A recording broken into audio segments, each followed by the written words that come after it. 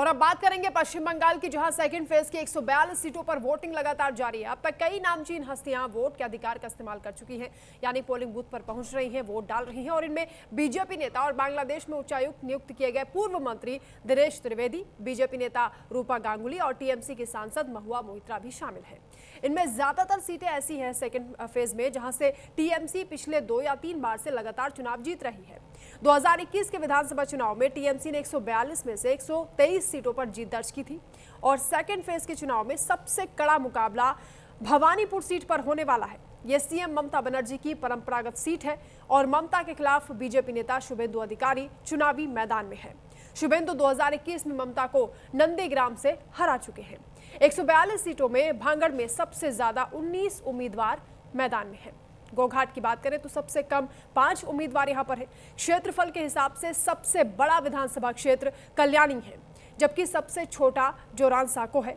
4 मई को चुनाव के नतीजे आएंगे और आज भी सुबह से मतदाताओं के बीच जबरदस्त उत्साह देखा जा रहा है। 17 बार राज्य में इलेक्शन हो चुका है, लेकिन 90% से ज्यादा इस बार रिकॉर्ड तोड़ जो वोटिंग हुई है पहले चरण में, वही पैटर्न उम्मीद की जा रही है कि सेकेंड फेज में भी दिखाई देगा। और जितना जोश उत्साह इस वक्त मतदाताओं के बीच देखा जा रहा है, उससे तो अंदाजा लगाना मुश्किल नहीं है कि आज भी बम्पर वोटिंग होगी। पश्चिम बंगाल के अंतिम चरण का चुनाव चल रहा है और 8 जिलों की 142 सीटों के लिए वोटिंग लगातार जारी है। कड़ी सुरक्षा के बीच वोटिंग हो रही है। शाम 6 बजे तक वोट डाले जाएंगे।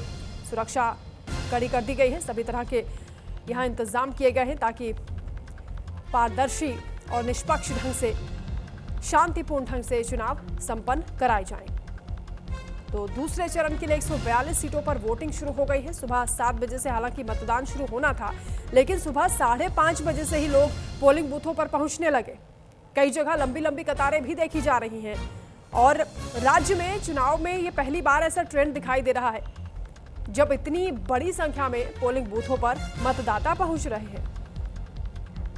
और इसी पर हम चर्चा भी करेंगे। हमारे साथ खास मेहमान जुड़ गए हैं। डॉक्टर अवधेश उपाध्याय जी हैं, प्रवक्ता हैं बीजेपी के, आपका स्वागत है। आकाश यादव जी जुड़ गए हैं, प्रवक्ता हैं कांग्रेस के, आपका भी स्वागत। और डॉक्टर विपुल सुनील जी हमारे साथ जुड़े हैं, राजनीतिक विशेषज्ञ हैं, आपका भी स्वागत है। और डॉक्टर आलोक पांडे जी, राजनीतिक विश्लेषक, हमारे साथ जुड़े हैं, आपका भी स्वागत है। शुरुआत आलोक जी आप ही से कर लेते हैं। जिस तरीके से हम देख रहे हैं लगातार बम्पर वोटिंग की तस्वीरें जब पश्चिम बंगाल में सामने आ रही हैं, पहले चरण में 90% से ज्यादा वोटिंग हुई, 93% लगभग, और अब दूसरे चरण में भी मतदाताओं का जो जोश है, उत्साह है, ये जो वोटिंग पैटर्न बदलता हुआ नजर आ रहा है पश्चिम बंगाल में, कैसे देखा जाए इसको? देखिए, जब भी मतदाता अगर इट्स नॉट ओनली वोट करता है 92-93% इतने बड़े राज्य में, तो वो क्या स्टेबिलिटी के लिए वोट करेगा, ये परिवर्तन के लिए। ज्यादातर जो एक ट्रेंड होता है, कुछ अपवादों को अगर छोड़ दिया जाए, तो जब भी ऐतिहासिक मतदान होता है तो वो प्रो इनकम्बेंसी के लिए नहीं होता, वो सरकार बदलने के लिए होता है। ज्यादातर स्थितियों में ऐसा होता है। लेकिन बंगाल में यह भी कहना बड़ा मुश्किल है कि क्या ये एंटी इनकम्बेंसी के लिए मतदान है या दोनों तरफ से मतदाता, यानी जो बीजेपी समर्थक मतदाता है वो भी बड़ी मात्रा में निकल रहा और जो टीएमसी समर्थक मतदाता है वो भी इसलिए निकल रहा कि ममता बनर्जी स्थिर बनी रहे। तो मुझे ऐसा लगता है कि ये मतदाता पूरा हर पार्टी, चाहे टीएमसी हो चाहे भारतीय जनता पार्टी, ये दोनों के दोनों जो दल हैं अपनी पूरी शक्ति का उपयोग कर रहे हैं, क्योंकि टीएमसी के लिए डू और डाई की स्थिति है और यही स्थिति भारतीय जनता पार्टी के लिए, क्योंकि अगर इस बार टीएमसी जीत जाती है तो फिर जैसे गुजरात से भारतीय जनता पार्टी को हराना मुश्किल हो रहा है, वैसे टीएमसी को फिर बंगाल से पैर उठाना मुश्किल हो सकता है। इसीलिए दोनों दल अपनी अपनी शक्ति का उपयोग जरूर कर रहे हैं। इसीलिए मुझे ऐतिहासिक मतदान दिखाई देता है। परिणाम क्या होगा ये 4 मई को दिखाई देगा, लेकिन बीजेपी के लिए गोल्डन मौका है कि इस बार वो टीएमसी को अगर उखाड़ देती है तो भारतीय जनता पार्टी एक इतिहास रचने की तरफ जा सकती है। अवधेश उपाध्याय जी, ये जो जोश उत्साह मतदाताओं के बीच बना हुआ है, क्या उम्मीद कर रहे हैं आप इन लोगों से? देखिए बंदना जी, पहले तो बड़ा अच्छा लग रहा है, आपके साथ बहुत दिन बाद चर्चा में बैठा हुआ हूँ मैं जी। और देखिए बंगाल की यदि हम बात करें बंदना जी, तो देखिए आज दूसरे चरण का मतदान बंगाल में चल रहा है। पहले चरण में जिस प्रकार से मतदान हुआ वो सबने देखा। आजादी के बाद पहला, बंगाल के इतिहास में पहला ऐसा चुनाव हुआ जिसमें 90 के पार मतदान गया, सोचिए आप। और इस बार जो चुनाव हो रहा है, अभी जो दूसरे चरण में चुनाव हो रहा है, मतदान हो रहा है वहां पर, इसमें भी मतदाताओं में उत्साह देखने को मिल रहा है। और मेरा जो मतदाताओं से अपील है आपके चैनल के माध्यम से कि ज्यादा से ज्यादा संख्या में निकलें, अपना मतदान करें और बंगाल को विकसित बंगाल, सोनार बंगाल बंगला बनाने के लिए अपना सहयोग करें। तो जिस प्रकार से बंगाल में जो जंगल राज चल रहा था, जिस तरह से जो एक तरह से कटमनी का काम चल रहा था, सिंडिकेट का काम चल रहा था, एक भय का माहौल था, उस माहौल को पूरी तरह से बंगाल की जनता ने नकार दिया है। ये पहले चरण में सिद्ध कर दिया बंगाल की जनता ने। दूसरे चरण में भी आपको देखने को मिलेगा कि जो मतदान जो प्रतिशत होगा वो भी इसमें बढ़ने का काम बढ़ेगा कहीं ना कहीं। और निश्चित तौर पर देखिए आने वाले समय में 4 मई को जो है बंगाल में एक सुशासन वाली सरकार का राज होगा। और जिसने जंगल राज पैदा किया बंगाल में, जिसने बंगाल के लोगों का हक मारा, जिसने बंगाल के किसानों का हक मारा, माँ बेटियों का हक मारा, उनको जो है बंगाल की जनता इस बार जो है पूरी तरह से सत्ता से बाहर निकालने का काम करेगी। बंगाल में परिवर्तन होगा नहीं होगा, जनता क्या सोच रही है वो तो ईवीएम में आज कैद हो जाएगा दूसरे चरण के लिए। लेकिन फिलहाल बड़ी खूबसूरत तस्वीरें आ रही हैं, मतदाताओं का उत्साह। आप देखिए कौन से जुड़े ये लोग हैं जो भजन कीर्तन करते हुए पोलिंग बूथों पर पहुंच रहे हैं और किस तरीके से आप देख सकते हैं उनके अंदर भी एक उमंग है और लोकतंत्र के अपने इस अधिकार का वो इस्तेमाल करने के लिए आगे बढ़ते हुए नजर आ रहे हैं। यानी जो ये महायज्ञ हो रहा है, लोकतंत्र का ये महापर्व है चुनाव, जिसमें आहुति डालने के लिए ये लोग निकल पड़े हैं, भजन कीर्तन करते हुए लोगों को भी जागरूक कर रहे हैं कि एक एक वोट की कीमत है और अपने मताधिकार का इस्तेमाल जरूर करें। आलोक पांडे जी, बड़ी खूबसूरत और दिलचस्प तस्वीरें हैं। यही जोश तो चाहिए होता है जब मताधिकार का इस्तेमाल करने का वक्त आता है, तो इसी तरीके से बड़ी संख्या में लोगों को बाहर निकलना चाहिए। बिल्कुल, देखिए बंगाल में कौन जीतेगा कौन हारेगा ये तो समय बताएगा, 4 मई बताएगा। लेकिन बंगाल में लोकतंत्र जीत रहा है, ये एक सबसे बड़ी बात। जब आप 92-93% मतदाता, इतने बड़े राज्य, ये भी नहीं कि बहुत छोटा राज्य हो जहां इतनी करोड़ों में पॉपुलेशन है, और उसमें मतलब मेरे लिए जब मेरे गूज बम्प्स हो जाते हैं जब मैं ये सोचता हूं, अभी भी हो रहे कि 93% मार्क्स कोई बच्चा ले आता है तो कितनी खुशी होती है। तो लोकतंत्र में जन भागीदारी अगर 93% तक है तो उसके बाद फिर वो जो परिवर्तन लाएगा, वो जो डेमोक्रेसी को जो खूबसूरत है, डेमोक्रेसी की खूबसूरती क्या है? To the people, for the people, by the people. जो बाय द पीपल है, अगर वो 93% तक जाता है, 93% तक लोग अगर वोट देने के लिए घरों से निकलते हैं, लोकतंत्र के लिए इससे खूबसूरत दिन कुछ नहीं हो सकता। पिछली बार की तुलना में, पिछले चुनाव की तुलना में बंगाल में हिंसा लगभग नगण्य है। मैं नहीं कह रहा कि जो छुटपुट हिंसाएं हुई हैं वो होनी चाहिए, लेकिन पिछले जो बंगाल का कैरेक्टर है, उस बंगाल के कैरेक्टर से फर्स्ट फेज की अगर हम तुलनात्मक अध्ययन करें तो जो हिंसा है वो लगभग नगण्य ही मैं कहूंगा। तो अगर नगण्य हिंसा के साथ, छुटपुट हिंसा के साथ 93% मत पड़ता है, ये बंगाल ने भारत के पूरे अन्य राज्यों के लिए एक जो लोकतांत्रिक संदेश दिया है कि कितनी भी विपरीत परिस्थितियां क्यों न हो, हमें वोट जरूर करना चाहिए। तो ये जो एक संदेश है बंगाल की धरती से निकल के, बंगाल ने हमेशा देश को एक नई दिशा दी। बिल्कुल डॉक्टर विपुल सुनील जी, ये तस्वीरें तो बता रही हैं कि पश्चिम बंगाल का मतदाता कितना अवेयर है, कितना जागरूक है, लेकिन क्या हवा बदल रही है या फिर ममता दीदी जम रही है? क्या एनालिसिस कहता है आपका?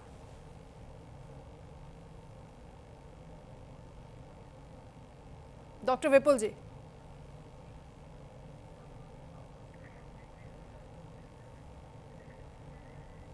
कोई तकनीकी खामी आप तक शायद आवाज नहीं पहुंच पा रही।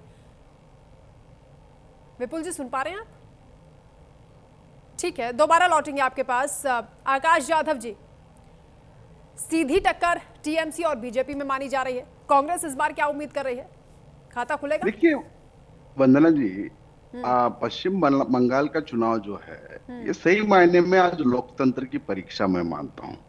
जनता क्या डर, हिंसा, सांप्रदायिकता की राजनीति चुनेगी या विकास की राजनीति चुनेगी, ये बहुत बड़ा विषय है। अब सभी लोगों को मैं सुन रहा था, 92-93% वहां वोट हो रहे हैं, तो ये एंटी इनकम्बेंसी है या प्रो इनकम्बेंसी है, इसके ऊपर सवाल खड़े हो रहे हैं। मैं आपके सामने एक तथ्य रखना चाहता हूं कि पश्चिम बंगाल के अंदर जिस तरीके से चुनाव आयोग ने वोट डिलीटेशन का एक ये किया और उसके ऊपर आवाज उठाई गई, लोगों के अंदर एक रोष पैदा हुआ, तो कहीं ना कहीं उसको चेकमेट देने के लिए जो पश्चिम बंगाल की जनता रविंद्रनाथ टैगोर और नेताजी सुभाष चंद्र बोस को अपना ये मानती है, वो जनता निश्चित तौर पे बड़े चढ़ के वोट कर रही है, 92-93% वोट कर रही है।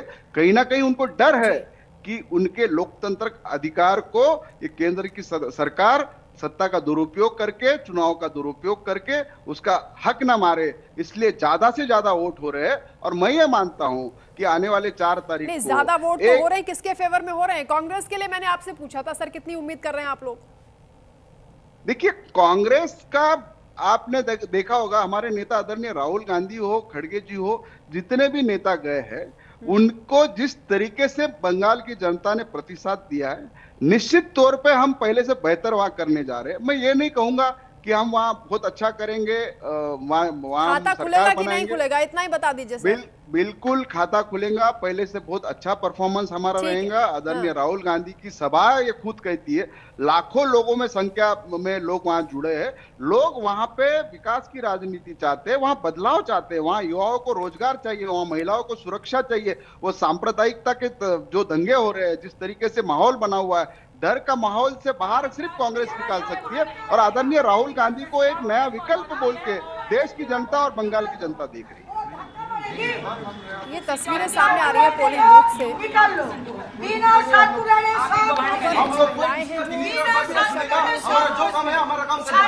नजर आ रही है, क्या हुआ है इसके बारे में ज्यादा जानकारी तो नहीं है, लेकिन फिलहाल ये तस्वीरें आप देखिए कि यहाँ झड़प होती हुई नजर आ रही है। आप क्यों टॉलरेट कर रहे हैं उसको?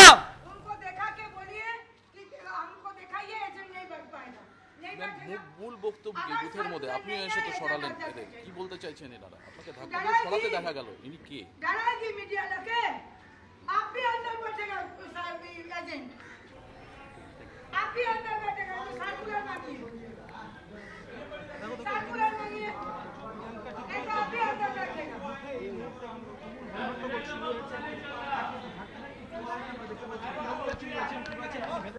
এজেন্ট বসতে পারবে না যদি ওনার কাছে কোনো সার্কুলার থাকে কি এজেন্ট ভেতরে বসতে পারবে না, উনি দেখান, এজেন্ট বাইরে বসবে।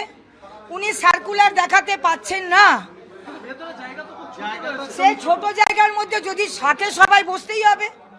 জায়গা তো আর এই মুহূর্তে বড় করা যাবে না দাদা, যেখানে ওনারাও দেখেছেন আমরাও দেখেছি, সব দলীয় নেতৃত্ব থেকে ওখানে ঠিক করেছে কোনটা বুথ হবে, কোনটা বুথ হবে। আর আপনাদের সামনে ধাক্কা মারলো, এটাও ওঠানো চাই, এইভাবে হয় না। উনি কি হয়েছিল, সমস্যাটা কি? সমস্যা উনি করছেন, আমরা করছি না। উনি বলছেন এজেন্ট ভেতরে বসবে না, আমি বলছি আপনি সার্কুলার দেখান, যদি সার্কুলারে থাকে কি এজেন্ট ভেতরে বসতে পারবে না, বসবে না। 16 জন পার্টি, 16 জন পার্টির এজেন্টই ভেতরে বসবে। মেশিনের উপরে বসবে, মেশিনের উপরে বসে ভোট হবে, মেশিনের উপরে বসে হবে। এগুলো এরা অনেক দিন করেছে, আর হবে না, আর হবে না। যখন ক্লাসে জায়গা নেই তারা বুঝতে পারবে না, পরিষ্কার কথা। কি ভোট সম্পূর্ণ হতে পারে এই 10 এটা তো আপনারা বলুন, এদের জন্য আরে এত বছর কি করেছে আপনারা দেখেছেন, দেখেছেন তো। সিআরপিএফ ইনচার্জ আছে, তারা অ্যাকশন নেবে, পরিষ্কার এটা কথা শুনুন, পুরো ফোর্স নামছে, তারা অ্যাকশন নেবে। দেখা হয়েছে ওনার দলীয় নেতৃত্ব ছিল, আমরাও ছিলাম। স্যার आप बाहर निकालिए ना सबको, सबको बाहर निकालिए। दीदी आप सुबह से घूम रही हैं, देखिए ना कैसा मिर्ची लग रहा है। इतना साल 10-10 लोग को अंदर बैठा करके बटन टिपने का आदत पड़ा, तो वही करना चाहता है। सुनिए सर, सब वोटर खड़ा हुआ है, टाइम वेस्ट हो रहा है, निकालिए, निकालिए, सीआरपीएफ बुलाइए, इलेक्शन कमीशन बुलाइए, लोग हटाइए। इधर भी भीड़ हो रहा है, आप लोग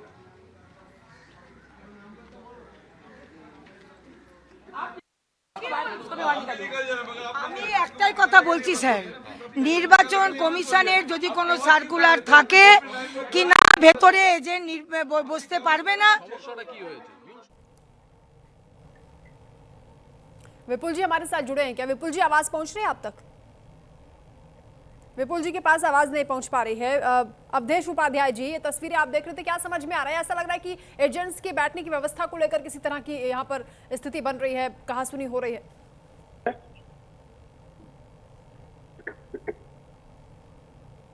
अवधेश जी की भी आवाज नहीं आ पा रही है।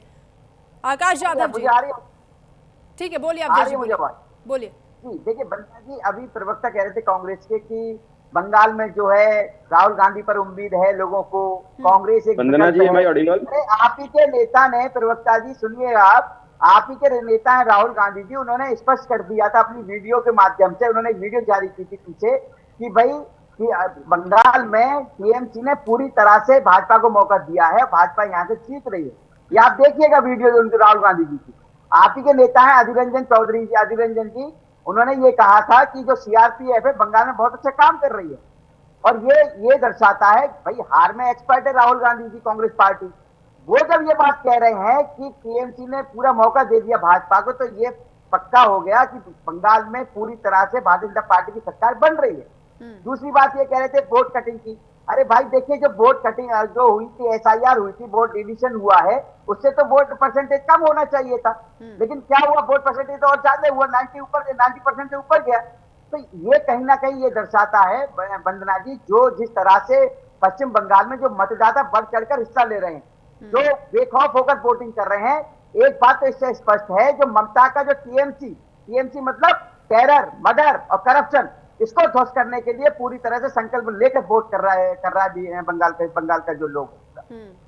ठीक है, सच्चाई है। डॉक्टर विपुल भी हमारे साथ जुड़ गए हैं, उनका एनालिसिस क्या कहता है उनसे हम समझेंगे। इस बीच एक बड़ी जानकारी सामने आ रही है, बड़ा अपडेट है, उसका रुख कर लेते हैं। दरअसल बंगाल के चुनाव में पहली बार एनआईए की तैनाती की गई है। बम का इस्तेमाल रोकने के लिए एनआईए को तैनात किया गया है। चुनाव आयोग ने एनआईए की तैनाती की है। जांच एजेंसियां नजर बनाए हुए हैं। दक्षिण 24 परगना, हुगली, नदिया और कोलकाता में जांच चल रही है। एनआईए की अलग अलग टीमों की ओर से निगरानी की जा रही है। तो चुनाव आयोग ने पूरी सतर्कता बरती है। इस बार पूरी तरह से जांच एजेंसियां भी यहां पर डिप्लॉय की गई हैं, यानी एनआईए को भी जिम्मेदारी सौंपी गई है कि वो निगरानी रखें। अलग अलग टीमें लगातार मॉनिटरिंग कर रही हैं। चुनाव आयोग की ओर से खासी सख्ती इस बार देखी जा रही है। कई बड़े अधिकारियों की भी यहां पर तैनाती हुई है। पश्चिम बंगाल में दूसरे चरण का मतदान चल रहा है और शांतिपूर्ण, निष्पक्ष ढंग से, पारदर्शिता से ये चुनाव संपन्न हो, ये पूरी कोशिशें यहां पर दिखाई दे रही हैं। डॉक्टर विपुल, सुनील जी, लगातार जो जी, नमस्कार वंदना जी के लिए मतदाता यहां पर पहुंच रहे हैं बड़ी संख्या में, जोश उत्साह के साथ। बंगाल में इन परिस्थितियों को, मतदाताओं के इस बदलते पैटर्न को, उनके उत्साह को कैसे आंकते हैं आप? जी वंदना जी, एम आई ऑडिबल? जी बोलिए। जी नमस्कार साथी पैनलिस्ट को और आपके दर्शकों को नमस्कार। मोटे तौर पर मैं पिछले चरण में भी जो बात कर रहा था, अभी एक राजनीतिक विश्लेषक ये कह रहे थे कि एंटी इनकम्बेंसी और प्रो कैम्बेसी के लिए दोनों बातें हैं, तो दोनों बातें हो सकती हैं। पिछले दिनों एसआईआर के बाद जब 91 लाख वोटर काटे गए हैं पश्चिम बंगाल से, मतलब उनका नाम हटा है, तो उसके बाद तृणमूल कांग्रेस ने ये प्रयास किया है और तृणमूल कांग्रेस अपने तरीके से बंगाल की जनता को बहुत हद तक यह समझाने में सफल हुई है कि अगर अब की आप वोट नहीं करोगे तो आपका वोटर लिस्ट से नाम कट जाएगा, आप जाग जाइए, बंगाल के लिए जाग जाइए, बंगाल की संस्कृति को बचा लीजिए, तमाम अन्य चीजें। तो इसके कारण ये सीधे तौर पर देखिए, एक पैटर्न तो ये है कि एंटी इनकम्बेंसी की वोटिंग होती है, अगर ज्यादा प्रतिशत होता है तो सरकारें बदलती है, लेकिन बंगाल में जिस तरह का वोटिंग का प्रतिशत दिखलाई पड़ रहा है, उसे सीधे तौर पर यह कहना कि एंटी इनकम्बेंसी का वोट है, ये मुझे लगता है कि बहुत जल्दबाजी होगा और अभी इसमें कुछ कहा नहीं जा सकता है। दोनों तरफ से वोटिंग बहुत ढंग से कर रहे हैं लोग, मतलब बीजेपी समर्थित लोग भी।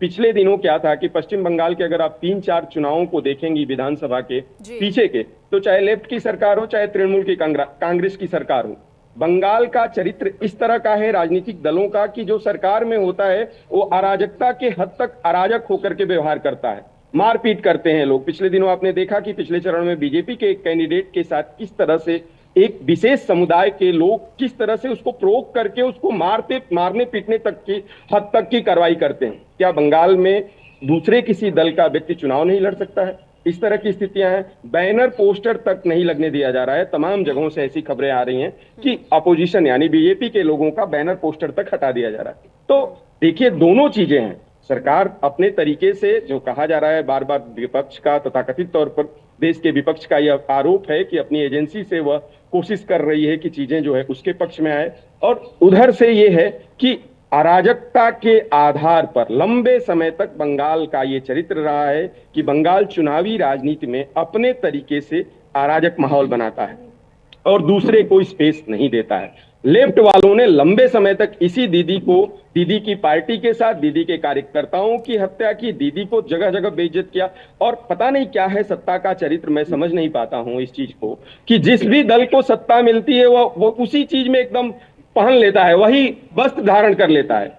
ममता बनर्जी भी आज वही कर रही हैं जो लंबे समय तक हिंसा का सहारा लेकर के सत्ता में पश्चिम बंगाल में लेफ्ट बनी रही, वही सहारा ले रही हैं। और अभी रिजल्ट को लेकर के कुछ भी नहीं कहा जा सकता है, बहुत जल्दबाजी का मसला होगा। लेकिन मोटे तौर पर ये मानिए कि लोग बहुत डरे हुए नहीं हैं। जिस तरह से था कि पहले विपक्ष के लिए निकलते नहीं थे लोग, आज बंगाल में विपक्ष के लिए, मतलब जो सरकार में नहीं है, मैं सीधे तौर पर कहूं तो बीजेपी के लिए भी लोग घरों से निकल रहे हैं। यहाँ पर की गई है और चुनाव आयोग का जो मकसद था कि लोगों के बीच जो टेंशन है, जो डर है, उसको खत्म किया जाए, लोग बढ़ चढ़कर मतदान करें, पोलिंग बूथों पर पहुंचे, वैसा ही उत्साह दिखाई भी दे रहा है। एक बड़ी अपडेट सामने आ रही है, उससे आपको मुखातिब कराते हैं। दूसरे दौर की वोटिंग के दौरान दरअसल नादिया में झड़प की खबर आ रही है। बीजेपी उम्मीदवार ने टीएमसी पर आरोप लगाया है। बीजेपी एजेंट मोशर्रफ हुसैन पर हमला होने का आरोप है। बीजेपी उम्मीदवार सैकत सरकार ने हमले का आरोप लगाया है। चापड़ा सीट से बीजेपी उम्मीदवार हैं सैकत सरकार, जिन्होंने बीजेपी एजेंट पर हमला होने का आरोप लगाया है। तो झड़प की जानकारी मिल रही है। बीजेपी उम्मीदवार सैकत सरकार कह रहे हैं कि उनके एजेंट पर हमला किया गया है।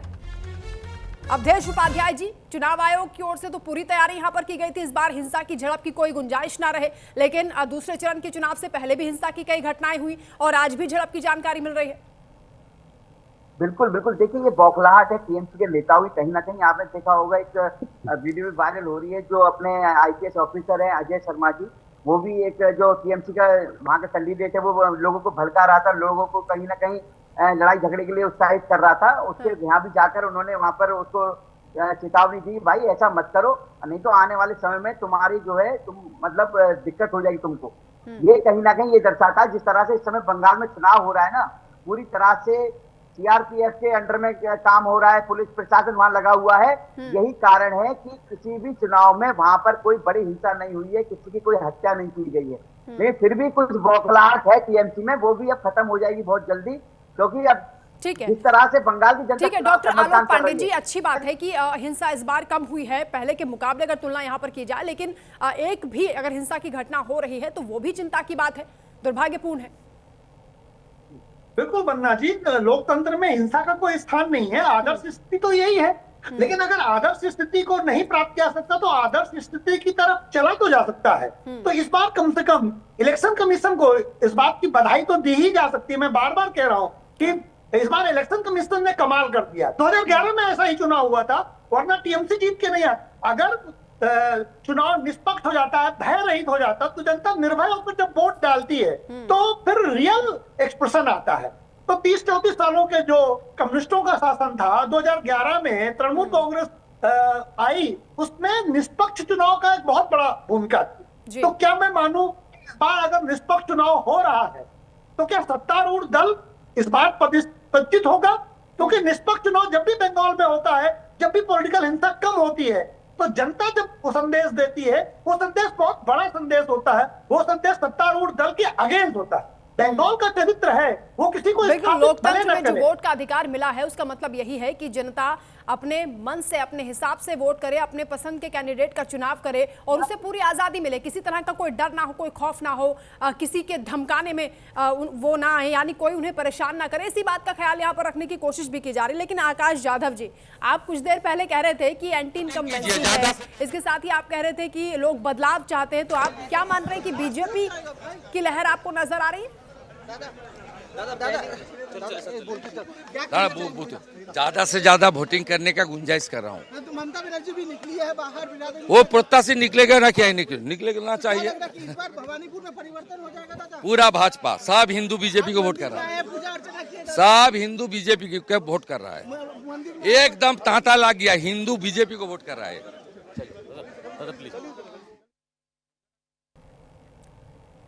आकाश यादव जी, जो सवाल आपसे किया वो, और उसके साथ जब यहाँ पर कहा जा रहा है बीजेपी नेता की ओर से, वो कह रहे हैं कि हिंदू एक तरफा वोट बीजेपी को करने वाले, पोलराइजेशन भी आपको नजर आ रहा है क्या?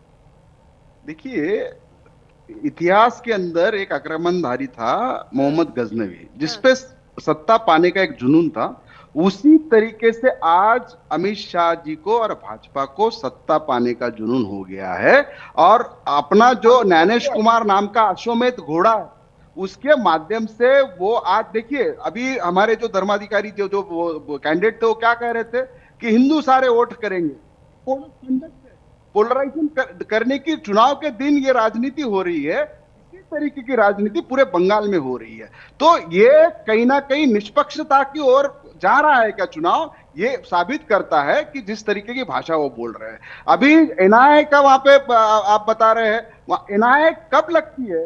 कोई चुनाव में एनआईए का काम करती है क्या? जब एकदम परिस्थिति विपरीत हो, सीआरपीएफ वहां पे जिस तरीके से काम कर रही है, ठीक है। तो अब देश उपाध्याय जी अगर ये सोच रहेगी, लोकतंत्र का गला दबाने का काम केंद्र की सरकार कर रही सबका है। विकास और बदलाव की जो बात आप लोग कर रहे हैं, जो भरोसा दे रहे हैं बंगाल की जनता को, कैसे पूरा करेंगे तो उसको? तमाम चुनाव में लगती रही है सर, कांग्रेस की सरकार रही है तो क्या सीआरपीएफ नहीं लगती रही है? वंदना जी, अभी मेरे भाई कह रहे हैं, आकाश जी कह रहे हैं कि वहाँ पे एनआईए क्यों लगाई गई है, सीआरपीएफ क्यों लगाई गई है? आपने पिछले चुनाव देखा था? पिछले चुनाव किस तरह से हुआ था?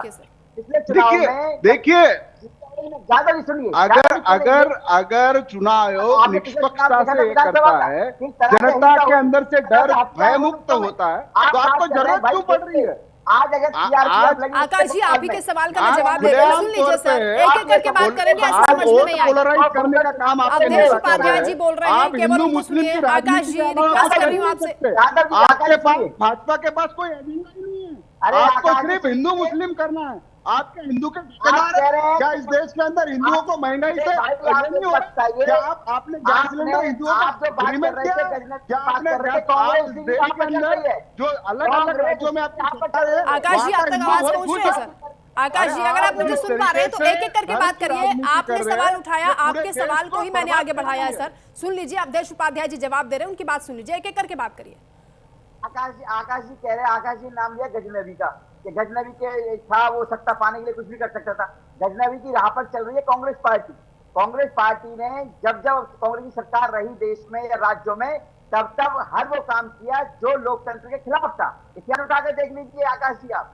तो इसलिए क्या अमित शाह जी को ये ठीक है, जो तस्वीरें हैं वो भी हम लगातार अपने दर्शकों को दिखा रहे हैं। बुजुर्ग महिला यहाँ पर पहुंची हैं वोट करने के लिए, और बीमार लोग भी पहुंच रहे हैं। किस तरीके से युवाओं में भी जोश दिखाई दे रहा है। विपुल जी, ये तस्वीरें जो बता रही हैं कि वोट की कीमत को जागरूक होकर मतदाता समझ रहा है। एक बुजुर्ग महिला यहाँ पर पहुंची है। महिला वोटर्स की अगर बात करें तो 1.5 करोड़ से ज्यादा दूसरे चरण में महिला मतदाता हैं। ये महिलाओं का जो उत्साह है किस तरफ जाता हुआ आपको नजर आ रहा है, और महिलाओं की कितनी बड़ी भूमिका दूसरे चरण में आप देख पा रहे हैं? शुभेंदु अधिकारी भी पहुंच गए हैं वोट कास्ट करने के लिए, वो तस्वीरें भी दिखा रहे हैं। विपुल जी बोलिए, महिलाओं की कितनी बड़ी भूमिका आपको नजर आ रही है? जी निश्चित तौर पर वंदना जी, महिला वोटरों को लेकर के पिछले काफी दिनों से आप देख रही हैं तमाम राज्यों के चुनावों में कि महिला वोटर को लेकर के फोकस होते हैं। अभी बिहार का हालिया चुनाव है, महिला वोटरों ने किस तरह से एक तरफा नीतीश कुमार और बीजेपी को वोट किया। तो महिला वोटरों को टारगेट करके दोनों पार्टियां अपने अपने तरीके से, दोनों में जब कह रहा हूं तो तृणमूल और बीजेपी चुनाव में गई हैं, और महिला वोटरों की निश्चित तौर पर बड़ी भूमिका है।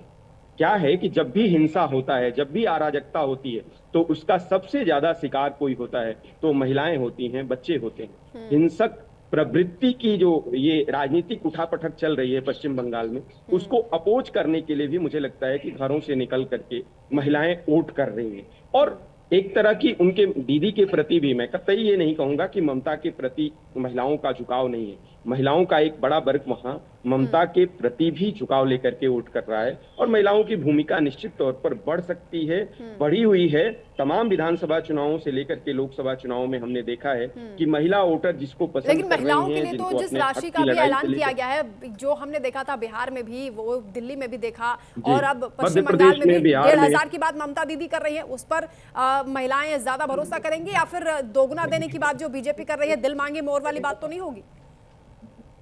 नहीं, देखिए दोनों की अपनी अपनी घोषणाएं हैं, और दोनों पर क्या नाम है कि जनता अपने तरीके से रिएक्ट कर रही है। लेकिन महिलाएं, मैं जो देख पा रहा हूं कि हिंसा से कई बार नाराजगी बहुत ज्यादा है महिलाओं की, और मुझे लगता है कि एक परंपरागत वोट बैंक तो जो था वो ममता के साथ था, उसके अलावा नए तरीके से महिलाओं का समर्थन भारतीय जनता पार्टी को मिलता हुआ नजर आ रहा है। महिलाएं ही नहीं, महिला और युवा एक भ्रष्टाचार को लेकर के बीजेपी अपनी बात मनवाने में मुझे लगता है कि सफल नजर आ रही है। उसने कहा है कि भ्रष्टाचार मिटाएंगे और हिंसा का कहीं कोई स्पेस नहीं होगा। जिस तरीके से अभी आकाश जी बात कर रहे थे, उस बात पर भी मैं आता हूं, सबमिशन में देना चाह रहा था। केंद्रीय बटालियन की टोलियां कब नहीं लगी हैं चुनाव में, मुझे बता दीजिए। चुनाव आयोग तो ये हमेशा करता है सीआरपीएफ पर। अब देखिए, सवाल करने के तमाम हजार मौके होते हैं जेन्युइन, जिस पर आप लोग सवाल नहीं करते हैं सरकारों से या सत्ता से, बेवजह की बात करते हैं। और ये मुझे लगता है कि बनी बनाई फील्डिंग बैटिंग दे देते हैं आप भारतीय जनता पार्टी के लिए कि वह जीत जाए। ये कोई सवाल बनता नहीं है। ये सवाल है कि जनता वहां बदलाव चाहती है, इस बात को लेकर आप समझ रहे हैं कि वो नब्ज पकड़ने में कामयाब हो गए हैं, लेकिन जनता तक अपना मैसेज पहुंचाने में कांग्रेस किस तरीके से काम करेगी या फिर कांग्रेस पर जनता भरोसा क्यों करे, मुझे लगता है उसमें कामयाब अभी तक तो नहीं हो पाए हैं। आने वाले वक्त में तो पता चलेगा। खैर, क्योंकि आलोक पांडे जी, हम जो तस्वीरें दिखा रहे हैं उसमें ज्यादातर महिलाएं नजर आ रही है। और आज खास बात यह है कि जो हॉट सीट है उनमें संदेश खाली का भी जिक्र हो रहा है। संदेश खाली, जहां पर महिला सुरक्षा को लेकर बहुत बड़ी बड़ी बातें हुई और कई घटनाएं भी वहां पर हुई। आज बड़ा मौका है संदेश खाली की जनता के पास, महिलाओं के पास। बिल्कुल, और जैसा कि विपुल भाई कह रहे थे, वो सच है। लॉ एंड ऑर्डर की समस्या जब भी बिगड़ती है तो उसका सबसे ज्यादा महिला और बच्चे प्रभावित, सबसे ज्यादा उनके साथ दिक्कतें आती हैं। और महिला के लिए अपने जीवन की सुरक्षा और अपने बच्चों के जीवन की सुरक्षा का महत्व होता है। लेकिन इससे भी इनकार नहीं किया सकता कि ममता बनर्जी के पास जो मुस्लिम वोट है, यहाँ पर 5 एम बंगाल के चुनाव को प्रभावित कर रहे हैं। 1 M for Modi, 1 M for Mamata, 1 M for मुसलमान, 1 एम फॉर महिला, 1 एम फॉर मथुआ समुदाय। तो जो 5 एम का कॉम्बिनेशन है यही तय करेगा। और उसके साथ युवा अगर वाई जोड़ दे तो ये मोटा मोटा 5 एम की कॉन्सेप्ट है, यही तय करेंगे। एक पार्टी के पास ममता बनर्जी है तो एक के पास मोदी है। लेकिन जो महिला वोटर है उसमें ममता बनर्जी की जो योजनाएं हैं उसके साथ उनको बहुत ज्यादा कंसंट्रेशन रहा है ममता बनर्जी के साथ। तो बंगाल की महिलाओं को तय करना, बीजेपी ने यह कहा है कि योजनाएं हम उससे बेहतर देंगे, सुरक्षा भी देंगे। अब बंगाल की जनता को तय करना है कि ममता बनर्जी के ऊपर भरोसा करती है या भारतीय जनता पार्टी के ऊपर बिल्कुल, कुल मिलाकर चुनाव बहुत दिलचस्प है और उतने ही उत्साह के साथ, उतने ही इंटरेस्ट के साथ जनता भी हिस्सा ले रही है, भागीदारी ले रही है। और हम तस्वीरों के जरिए भी आपको दिखाएंगे कि किस तरह से पोलिंग बूथों पर लंबी लंबी कतारें मतदाताओं की देखी जा रही हैं। सुबह से ही 5:30 बजे से कहा जा रहा है कि वोटर्स पहुंच गए थे पोलिंग बूथ पर वोट कास्ट करने के लिए। तस्वीरें आप देखिए, इस्कॉन के जो पुजारी हैं वो किस तरीके से यहाँ पर पहुंचे, बड़ी संख्या में वोट कास्ट करने के लिए, भजन कीर्तन करते हुए, लोगों को भी अवेयर करते हुए वो आगे बढ़ते हुए नजर आए। और सुरक्षा के लिए भी खास जो इंतजाम यहाँ पर है वो भी इन तस्वीरों के जरिए आप देख रहे हैं। जो बुजुर्ग मतदाता है वो भी वोट कास्ट करने के लिए पहुंचे हैं, जो कैंडिडेट्स हैं, जो नेता है वो भी पहुंच रहे हैं। महुआ मोइत्रा भी पहुंची वोट कास्ट करने के लिए, वो तस्वीरें भी आप देख रहे हैं। और लंबी कतारें आप देख लीजिए, इसमें युवा भी हैं, महिलाएं भी बढ़ चढ़कर हिस्सा ले रही हैं, बुजुर्ग मतदाता भी हैं। तो पूरी तरीके से इन्वॉल्व है मतदाता, ये बात तो समझ में आ रही है। अवधेश उपाध्याय जी, ये ममता दीदी के लिए खतरे की घंटी है या फिर आप लोग जो कोशिशें कर रहे हैं कामयाब होते हुए नजर आ रहे हैं क्या? जी देखिए, मैं तो बंगाल में 20 दिन रहकर आया हूँ, दार्जिलिंग, ठीक है। वहाँ के लोगों का मैंने दुख देखा, जो चाय बागानों में काम करते हैं, जिनका भत्ता जो है, जो उनको पैसा मिलता है डेली रूटीन में, उसमें कोई इजाफा नहीं हुआ है 15 साल। वो कहते हैं बेचारे हमारा हक मारा जा रहा है, हमें कोई देने वाले ही नहीं है, कोई सुनने वाले ही नहीं है। अब जाकर जब से प्रधानमंत्री जी ने जो अपने वायदे किए हैं चाय बागानों के किसानों के लिए कि उनके भत्ते में इजाफा होगा, तब से वहाँ के लोगों में खुशी देखने को मिल रही है। मैंने खुद देखा है अपनी, अगर मैं रहा हूँ 20 दिन दार्जिलिंग, कालिम्पोंग, सिलीगुड़ी, जलपाईगुड़ी, तो वहां के लोगों का मैंने ये दुख देखा है। दूसरा सबसे बड़ी बात, जो लोग बाहर रह रहे हैं बंगाल के, जो युवा हैं, जिनको कभी ना तो वहां पर एक नया मेडिकल कॉलेज खोला गया ममता सरकार द्वारा, ना ही कोई शिक्षा के क्षेत्र में कोई बड़ा काम किया गया, विकास का काम किया गया, जिसकी वजह से वहां का जो युवा है बंगाल का, वो बाहर जा रहा था कहीं ना कहीं। वो सभी युवा बाहर से वोटिंग करने केवल इसलिए आ रहा है बंगाल में, ताकि बंगाल में सत्ता परिवर्तन हो सके और ऐसी सरकार आ सके जो युवाओं को रोजगार भी दे सके, अच्छी शिक्षा भी दे सके और अच्छी सहूलियत दे सके युवाओं को। ठीक है आकाश यादव जी, अवधेश जी कह रहे हैं कि बदलाव की बयार है और बदलाव चाहती है जनता तो बीजेपी का ही चुनाव करेगी। आप लोग कह रहे थे आप आकाश जी कि बदलाव तो जनता चाहती है, लेकिन परिवर्तन के रूप में क्या सही विकल्प उनको मिल पा रहा है? क्योंकि आप लोग कहते हैं कुछ और है, जनता के बीच अपनी बात कन्वे करने में आप कामयाब नहीं हो पाते। देखिए वंदना जी, सबसे पहले बात तो भारतीय जनता पार्टी के हमारे जो प्रवक्ता महोदय है उनको मैं बता दूं कि ये भ्रष्टाचार के ऊपर तो इनको नैतिकता बोलने की कोई अधिकार ही नहीं है। जो हेमंत विश्व शर्मा 52,000 करोड़ जिसने आसाम को लूटा है, बता रहे थे अरे आकाश जी, जो राहुल गांधी जी से पूछिए। राहुल अरे गांधी जी भाई ने हम जारी की है, उन्होंने ये कहा कि आपके पंजाब जितने में भी वॉशिंग TMC मशीन को है, पूरी तरह जितने भी से वॉशिंग मशीन के भाजपा के निकले हुए समर्थन में कर नहीं दिया आकाश है। यादव जी, ऐसे नाम लीजिएगा तो सर फिर आपको बैकफायर करेंगे। पार्टी ने तो भ्रष्टाचार तो पश्चिम बंगाल पर ही रही है तो आपके लिए भी बेहतर होगा। जोक है, सबसे ज्यादा हिंदुस्तान के जो भ्रष्टाचारी थे वो आपके पार्टी में वॉशिंग मशीन में ढूंढ के आपके साथ मंत्री बने हैं, आपके साथ मुख्यमंत्री बने हैं। तो आप भ्रष्टाचार के ऊपर तो बात मत करिए। और मैं बंगाल के अंदर आपको जिस तरीके से बात कर रहे हैं, मेरा सवाल है जहाँ पे भी भाजपा राज्य शासित ये है वहाँ पे कितने रोजगार आपने दिए, वहाँ पे क्या आपने विकास किया? ठीक है अवधेश उपाध्याय जी आकाश जी सवाल पूछ रहे हैं आपसे। वो कह रहे हैं कि जहां जहां आपकी सरकारें हैं वहां रोजगार को लेकर आपने क्या किया है, और उसके साथ ही वो ये भी पूछ रहे हैं कि जब घुसपैठियों की बात कर रहे हैं, घुसपैठियों को लेकर भी एक बड़ा सवाल है जो पश्चिम बंगाल में आपसे पूछा जा रहा है सर।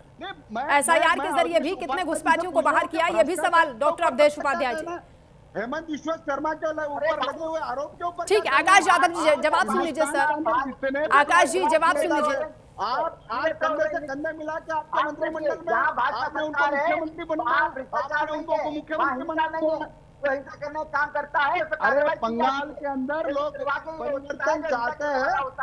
परिवर्तन का मतलब ये नहीं होता है कि एक को हटा के दूसरा बड़ा चोर लेके आए, एक चोर को हटा के एक बड़े, यानी आपकी पार्टी में भी चोरों की भरमार है, बीजेपी ने ले लिया तो आपको लग रहा है कि वो चोर एकदम पाक साफ हो गया, वॉशिंग मशीन में धुल गया। ठीक है, आरोप प्रत्यारोप आप करते रहिए, लेकिन मुझे लगता है कि आज क्योंकि लोकतंत्र के इस महापर्व का दिन है, जनता के विवेक पर छोड़ देना चाहिए। आप लोगों ने खूब भाषण दिए, खूब रैलियां की हैं, आज जनता तय करेगी कि उन्होंने किसके मैसेज को किस तरीके से लिया है और वो किसका चुनाव करने वाले हैं। बिल्कुल आलोक पांडे जी, ठीक है आलोक पांडे जी, भवानीपुर में सबसे कड़ा मुकाबला है क्योंकि शुभेंदु अधिकारी हैं ममता बनर्जी के सामने और लगातार वो वहां पर डटे रहे। डबल उन्होंने रैलियां ममता बनर्जी से की हैं और उन्होंने कोई गुंजाइश नहीं छोड़ी कि ममता बनर्जी को कोई मौका मिले। हालांकि उन्होंने भी कोशिश की है, लेकिन भवानीपुर क्योंकि परंपरागत सीट मानी जाती है ममता बनर्जी की, इससे पहले तो नंदीग्राम में हरा दिया था, इस बार आपको लग रहा है कि चैलेंज है? बिल्कुल चैलेंज है। और ममता बनर्जी को क्योंकि भारतीय जनता पार्टी को छूट नहीं देनी चाहती थी, इसलिए उन्होंने जो है दोनों जगहों पर 2 जगह से चुनाव लड़के भारतीय जनता पार्टी ये संदेश देना चाहती है। जैसे अरविंद केजरीवाल की ही रणनीति को भारतीय जनता पार्टी कहीं न कहीं फॉलो कर रही है कि ममता बनर्जी को भले वो चुनाव जीते हैं हारे वहां से, लेकिन आसानी से नहीं जीतने देगी। तो कांटे की टक्कर है, एक बार वो हरा चुके हैं, दूसरी बार भी अगर वो हरा देते हैं तो एक संदेश तो जरूर जाएगा कि ममता बनर्जी अपनी जगह से चुनाव जीत नहीं पाई। तो पिछली बार जो भारतीय जनता पार्टी ने एक लक्ष्य रखा था कि भले वो चुनाव हार जाए बंगाल से, लेकिन ममता बनर्जी को जरूर हराएगी, जिससे भारतीय जनता पार्टी के संदेश दे सके कि बंगाल में ममता बनर्जी के लिए कोई सीट सुरक्षित नहीं है। इस बार ममता बनर्जी अगर बंगाल से चुनाव, भवानीपुर से चुनाव हार जाती है तो भारतीय जनता पार्टी ये संदेश देने में पुनः सफल होगी कि वही एक विकल्प के रूप में, जब मुख्यमंत्री पद का कैंडिडेट चुनाव हारता है उससे बहुत बड़ा बेनिफिट होता है जो पार्टी सत्तारूढ़ दल बनना चाहे। तो भारतीय जनता पार्टी की ये रणनीति जरूर है कि टीएमसी को पूरी तरह से घेरा जाए, उसमें खासकर ममता बनर्जी को घेरा बिल्कुल जाए। डॉक्टर विपुल, यानी ममता बनर्जी के लिए डू और डाई वाली सिचुएशन बन गई है भवानीपुर में। जी, भवानीपुर का ये चुनाव कैसे देख रहे हैं? महामुकाबला है, सबसे बड़ा दंगल तो आज जो सबसे बड़ी हॉट सीट भवानीपुर पर सबकी निगाहें टिकी हैं, ममता बनर्जी वर्सेस शुभेंदु अधिकारी। जी, निश्चित तौर पर इस चुनाव का एक दूसरे फेज में है हम बंगाल के, और ये बंगाल का चुनाव बहुत कांटे की टक्कर वाला चुनाव कहा जा सकता है। जो निरपेक्ष होकर के देखने पर अगर हम बात करें तो बहुत निष्पक्ष होकर के और निरपेक्ष होकर के तो मोटे तौर पर है क्या कि देखिए 10% का वोट प्रतिशत 10% वोट का अंतर था पिछली बार बीजेपी और तृणमूल में, लेकिन वो अंतर मुझे लगता है कि अब सिमटता हुआ नजर आ रहा है। 7-8% या 6% वोट अगर बढ़ जाता है बीजेपी का, और निश्चित तौर पर SIR के बाद कुछ स्थितियां उनके अनुकूल भी हुई हैं, तो 6% वोट बढ़ते ही आप समझिए कि बढ़त बना लेगी बीजेपी, और बीजेपी की सीट वृद्धि तो होनी है। बीजेपी 100 पार तो जाएगी ही जाएगी, 100% जाएगी। और मुझे लगता है कि इस तरह की स्थिति बनेगी कि 4 सीट 8 सीट बीजेपी की आगे हो गई या 5 सीट 8 सीट तृणमूल के आगे हो गई, जो मैं वाच कर पा रहा हूँ। यानी कांटे की टक्कर आप मान रहे हैं? तो आपने प्रश्न किया उस पर मैं कह सकता हूँ कि बहुत कांटे की टक्कर है, और दोनों दल अपने अपने तरीके से अपनी बात को पहुंचाने में सफल नजर आ रहा है। ठीक है। हिंसा मुक्त बंगाल करने के लिए बीजेपी, युवाओं को भ्रष्टाचार से निकाल करके रोजगार देने के लिए बीजेपी, और निश्चित तौर पर बंगाल में ममता ने अपनी योजनाओं के साथ महिलाओं को भी और वहां के लोगों को कहा है कि ये बीजेपी वाले आ जाएंगे यानी तो बंगाल सुरक्षा का एक बड़ा मुद्दा है, महिला संबंधी अपराधों को लेकर भी एक बड़ा मुद्दा है, और कल्चर को नुकसान अवधेश उपाध्याय जी, जो वादा आपने किया है, जिम्मेदारी बहुत बड़ी होने वाली है, इसे हल्के में नहीं लीजिएगा। ठीक है, अवधेश उपाध्याय जी कुछ बोलना चाह रहे हैं? अवधेश जी, पड़ा तो ये सारी चीजें। ठीक है सर। वंदना जी, महिला सुरक्षा के लिए भाजपा का सबसे बड़ा वादा है बंगाल की जनता के साथ, बंगाल की बहनों के साथ। भाजपा सरकार बनने के बाद बंगाल में महिलाओं की सुरक्षा और सशक्तिकरण के दुर्गा सुरक्षा स्क्वाड का निर्माण किया जाएगा, जो कहीं ना कहीं महिलाओं को सशक्तिकरण करेगा, जो महिलाओं के साथ उत्पीड़न होता है उसकी देखरेख करेगा, जो भी अगर महिलाओं के साथ कोई भी अत्याचार करता है उस पर कड़ी से कड़ी कार्रवाई करने का। मणिपुर के महिलाओं के साथ आप न्याय नहीं करेंगे? आप উচ্চ ভোটার লিস্ট তৈরি করার নাম করে তাদের মুখে ভরসার কথা মানায় না, তারা ভয় দেখায়, ভয় দেখিয়ে মানুষকে কখনো SIR এর লাইন, কখনো লকডাউনের লাইন, কখনো নোটবন্দির লাইন। মানুষ লাইনের হয়রানির জবাবটা আজকে লাইনে দাঁড়িয়েই দেবে। আমাকে ছেড়ে দাও। Who is saying? BJP said that in 2024. They said it in 2021. You go and ask them. You said it's going to be a clean sweep for BJP every time. But whenever the numbers have been revealed or the electoral outcome came, it became the other way around. So it is the onus is on you to go and ask the BJP leaders. Every time you have predicted something, eventually it has turned in Trinamool's favor. Amit Shah said we'll get 200 seats in 21. Trinamool crossed 200 seats. They said we'll get 30 seats in Bengal in Lok Sabha. Trinamool got 29 seats. This time they are saying 177. So by their track record, they will only go down below 50.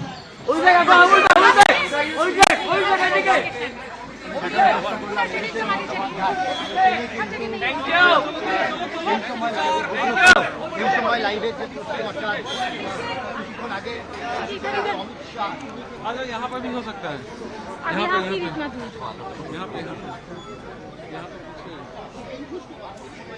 तो ये तस्वीरें आप देख रहे हैं, TMC नेता की ओर से कहा जा रहा है कि बीजेपी जो दावा करती है वो ममता बनर्जी के फेवर में चला जाता है। 2021 में बड़े बड़े दावे किए थे, 200 पार की बात अमित शाह ने की थी और 77 सीटों पर बीजेपी सिमट गई थी, जबकि ममता बनर्जी की पार्टी को 213 सीट मिली थी। अवधेश उपाध्याय जी, जवाब है आपका इसके पास? वो कह रहे हैं कि इस बार तो आप लोग खुद अपनी सीटें घटा रहे हैं। गृह मंत्री अमित शाह कह रहे हैं 170 से ज्यादा सीटें हम जीतेंगे, लेकिन 200 का आंकड़ा तो आप 2021 में पार कर रहे थे। नहीं, 2021 में यदि हम बात करें वंदना जी, उससे पहले वहां पर भाजपा का कोई ज्यादा अस्तित्व नहीं था, 3 सीटें थी उससे पहले। तो 3 से हम 77 पर आए, 77 पर आए। सोचिए आप, ये हमारे लिए बहुत बड़ा अचीवमेंट था बंगाल के लिए। उस समय हमारे पास कोई चेहरा भी नहीं था। आज के समय में बंगाल में भाजपा के पास चेहरा भी है, काम करने वाले लोग भी हैं, और भाजपा के प्रति बंगाल की जनता का विश्वास भी है अपने प्रधानमंत्री के प्रति। और आप मैं बता दूं आपको, जो भी बता रहे थे महिलाओं को लेकर, महिलाओं का उत्पीड़न जितना ममता सरकार में हुआ है पश्चिम बंगाल में, इतना पहले कभी नहीं हुआ है। और इसीलिए आप देखिए मणिपुर, हाथरस पे, गाजीपुर पे तो महिलाएं भाई, और ये आपको तो नैतिकता ही नहीं है महिलाओं को बर्बाद करने वाली है। मणिपुर के हमारे बहनों के साथ, आदिवासी बहनों के क्या किया भारतीय जनता पार्टी ने? उनकी रक्षा क्यों नहीं की? क्या वो देश की ये नहीं? हमारी दलित बहन बीजेपी की ये नहीं है, सत्ता का काम नहीं है उनको सुरक्षा देना। गाजीपुर के अंदर जिस तरीके से आक्रमण हो रहा है वहीं पर रहते हैं। ठीक है, एक अपडेट आ रहा है अवधेश जी, मैं रोक रही हूँ आपको यहाँ पर क्योंकि लगातार वोटिंग हो रही है और इस बीच कई झड़प की भी खबरें सामने आ रही है, हंगामा भी हो रहा है। हावड़ा से खबर है जहां वोटिंग के बीच भारी हंगामे की जानकारी मिल रही है। सुरक्षा बलों ने हुड़दंगियों को मौके से खदेड़ा है। उन पर लाठीचार्ज भी किया गया है। यानी हंगामा करने के लिए भी कुछ अराजक तत्व यहाँ पर पहुंच गए और हुड़दंगियों पर लाठीचार्ज करने की भी नौबत आ गई है। सुरक्षा बल पूरी तरीके से मुस्तैद हैं और अपनी जिम्मेदारी का वो ढंग से निर्वहन भी कर रहे हैं ताकि आम जनता को परेशानी ना हो। हावड़ा की ये खबर जहां वोटिंग के दौरान जमकर हंगामा और बवाल की खबर आ रही है। कुछ हुड़दंगियों ने यहां पर बवाल काटा है, जिन पर सुरक्षा बलों ने लाठीचार्ज किया है, उन्हें वहां से खदेड़ा है। आकाश यादव जी, आज के दिन भी ये खबरें आ रही हैं, हंगामा हो रहा है, बवाल हो रहा है और ये परंपरा देखी जाती है। लगता है कि बिना हिंसा के, बिना झड़प के और बिना बवाल के पश्चिम बंगाल में चुनाव हो ही नहीं सकता। ये अलग बात है कि इस बार पहली बार पहले से कम जो घटनाएं वो सामने आ रही हैं। लेकिन निष्पक्ष चुनाव हो, डर का माहौल खत्म हो, विकास की राजनीति हो, लोकतंत्र बरकरार रहे, ये कांग्रेस पार्टी की मंशा है। कांग्रेस पार्टी के हमारे नेता राहुल गांधी वेस्ट बंगाल के अंदर यही कह रहे हैं कि बंगाल के अंदर विकास की राजनीति, युवाओं को रोजगार देने की राजनीति, आरोग्य की व्यवस्था की राजनीति, शिक्षा की राजनीति हो, ये हिंदू मुस्लिम की राजनीति हो, ना कि हिंदू मुस्लिम की राजनीति हो, ना कि झूठे आश्वासन की राजनीति हो, ना भ्रष्टाचार कैसे आकाश यादव जी, अगर इतनी विकास की बातें आप लोग करते हैं और जनता का इतना भरोसा आपको लगता है कि आपसे बड़ी उनको उम्मीदें हैं, तो फिर क्यों जनाधार कांग्रेस का घट गया? वो तो पूरा टीएमसी में डाइवर्ट हो गया और लगातार आप घटते ही जा रहे हैं। अगर सत्ता में आइएगा, पावर में आइएगा, तभी तो जनता के लिए विकास के काम कीजिएगा। वंदना जी, सच्चाई बदल नहीं जाएंगी। इस देश का लोकतंत्र आबादित रहना ये सबसे बड़ी जरूरत है। कांग्रेस आती है या जाती है या घटती है या बढ़ती है, इसका मतलब नहीं है। देश रहना चाहिए, ये देश का लोकतंत्र रहना चाहिए, इस देश का संविधान रहना चाहिए, इस देश के लोगों को उनका हक बचाने के लिए विपक्ष का मजबूत होना भी जरूरी है। ये बात आप क्यों भूल जाते हैं? आलोक पांडे जी, देखिए तस्वीरें आ रही हैं, तस्वीरें दिखा रहे हैं किस तरह से झड़प हुई है और लाठीचार्ज करके जो लोग यहाँ पर बवाल कर रहे थे, सुरक्षा कर्मियों ने उनको यहाँ से खदेड़ा। ये लोकतंत्र के लिए अच्छी बात नहीं है, लेकिन फिर भी बंगाल में कम हिंसा और ज्यादा हिंसा से ही तुलना की जा सकती है, तुलनात्मक ही कर सकते हैं। अगर बंगाल में शून्य हिंसा हो जाए, इसके लिए तो फिर ये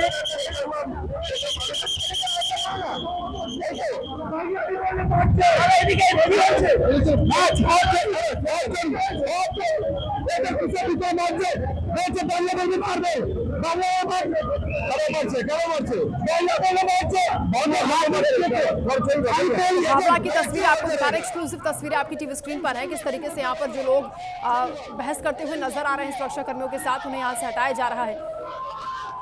किसी तरह की कोई गड़बड़ी ना हो चुनाव के दौरान, वोटिंग के दौरान पूरी कोशिश यहाँ पर की जा रही है, लेकिन कुछ लोग नाराजगी भी जता रहे हैं। सुरक्षा कर्मियों को यहाँ पर लाठीचार्ज भी करना पड़ा है। कुछ लोगों को यहाँ, जो लोग हुड़दंग कर रहे थे, उन्हें यहाँ से खदेड़ा गया है।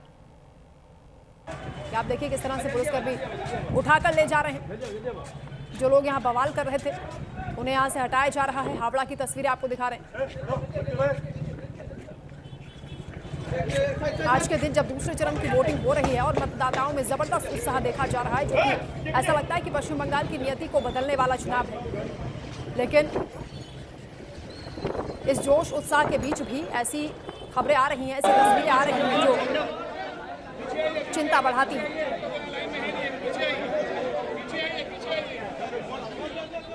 आलोक पांडे जी, ये तस्वीरें हम देख रहे हैं, पश्चिम बंगाल की नियति क्यों बन गई है कि जब जब चुनाव होगा ऐसी तस्वीरें सामने आएंगी? बिल्कुल, ये तो राजनीतिक समर्थन ही है। सरकारें इसी हिंसा और भय के सहारे सरकारें चुनाव जीतती रही हैं। डेवलपमेंट कम और भय का माहौल ज्यादा बना करके चुनाव जीतती रही हैं। ये हमेशा दिखाई दिया है बंगाल में। तो इस बार भी हुआ, बोला मशीन खराब हो गया, उसके बाद नया मशीन आया, वो भी खराब हो गया। ऐसा करके 3 बार हमें रुक दिया। उसके बाद इन्होंने गेट बंद कर दिया, अंदर कुछ प्रॉब्लम चल रहा था। किसी को, ये कौन सा बूथ है? ये सोनलाल साई स्कूल। हाँ, क्या देखे आप जब आए? क्या देखे? झमेला हुआ था, अंदर से बहुत चिल्ला-चिल्ली की आवाजें आ रही थी। उसके बाद इन्होंने गेट बंद कर दिया ताकि पब्लिक देख नहीं पाए। लास्ट में हमने देखा आधी घंटा बाद किसी को मार पीट के इन्होंने लेके गया है, जो अंदर दंगा प्रसाद करना चाह रहे थे। उसके बाद अभी स्टार्ट हुआ है वोटिंग, जो कि 7 बजे का स्टार्ट हो रहा है, 8:30 बजे। 1.5 घंटा ऑलरेडी वोटर्स के लिए खराब हो चुका है। तो क्या अभी भी वोटर लोग क्या डर में है, क्या संतरास में है कि कुछ भी हो रहा है? हाँ, कुछ भी हो सकता है, लेकिन पब्लिक बदलना चाहते हैं। सीआरपीएफ का क्या नियम है, रोल क्या है?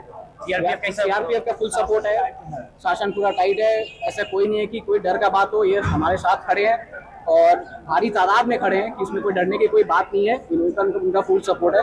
अच्छा, अंदर जो था गेट बंद करके क्या कर रहा था, मतलब गेट क्यों? ये हमें बिल्कुल नहीं पता है, कोई पब्लिक नहीं बोल सकती अंदर क्या हुआ। उन्होंने गेट बंद कर दिया था तो हमने कुछ देखा नहीं। क्या लग रहा है अंदर, मतलब क्या आपको लग रहा है, क्या लग रहा है? मशीन खराब का बात किया गया। मेरा नाम मयूर जैन। जानकारी यहाँ पर कुछ लोग दे रहे हैं और इसके साथ इन्होंने भी कहा कि सुरक्षाकर्मी क्योंकि बड़ी संख्या में यहाँ पर तैनात हैं और शांतिपूर्ण ढंग से चुनाव करने की यहाँ पर कोशिशें की जा रही हैं, इसको लेकर वो संतुष्टि भी जता रहे हैं। लेकिन जो खबरें सामने आ रही हैं वो वाकई ये बता रही हैं कि अभी भी ऐसी गुंजाइश नजर आ रही है जहाँ पर शांतिपूर्ण ढंग से चुनाव कराने की जो कोशिशें हैं उनमें रुकावट डालने की कोशिशें हो रही हैं। हमारे साथ खास मेहमान लगातार जुड़े हुए हैं, हम लौटेंगे आपके पास। यहाँ रुक रहे छोटे से ब्रेक के लिए, जल्द हाजिर।